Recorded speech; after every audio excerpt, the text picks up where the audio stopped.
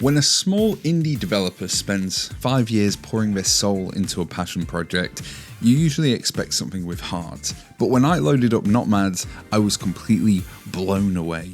What initially presents itself as a simple fantasy survival game subtly evolves into one of the most layered, rewarding, and mechanically rich action RPGs I've played in a very long time.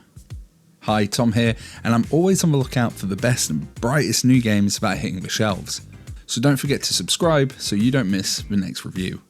The game starts with a classic setup. You wash up on a beach, you find yourself in a cave and begin fighting bandits and evil wizards.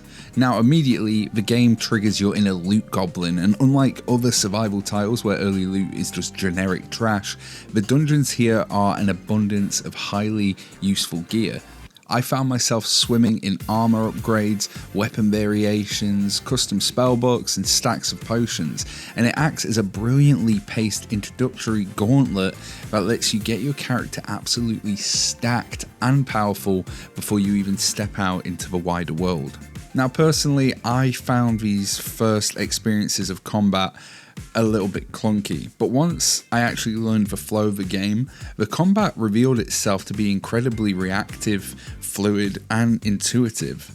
The magic system isn't just flashy, it's actually incredibly smart. For example, while fighting a skeleton on a stone bridge, I tried to use an earth spell that shoots spikes out of the ground.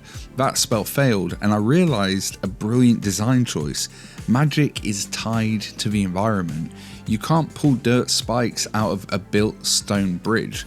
You have to be standing on actual earth, and this completely eliminates brainless spell spamming and focuses true positional strategy.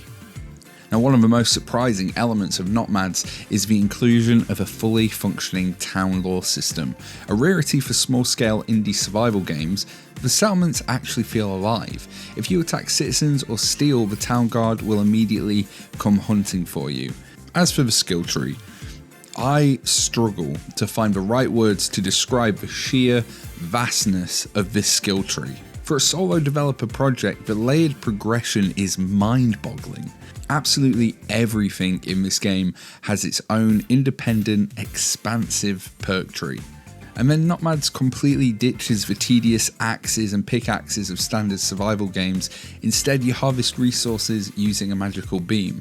And not only is this a visually cool addition, but the beam itself has a massive incentive-driven skill tree.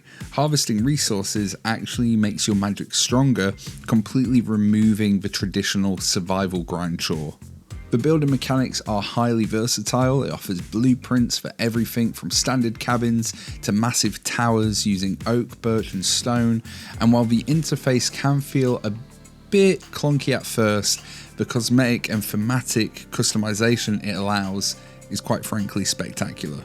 Even better, the beast itself evolves, and after evolving my companion twice, I unlocked a behavioural menu, which featured 9 distinct settings ranging from combat stances to survival and defensive behaviours, and yes, the beast has its own massive independent perk tree.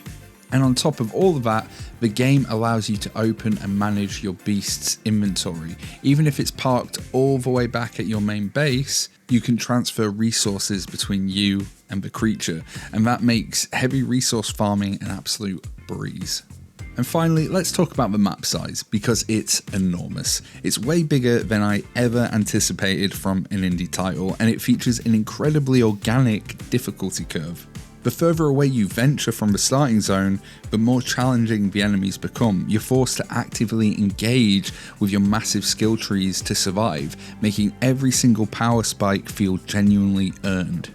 In my opinions, Notmads is an absolute triumph of solo indie development. It's deeply layered, packed with content, brilliantly paced, and offers a gameplay loop that I could easily see myself sinking weeks of my life into.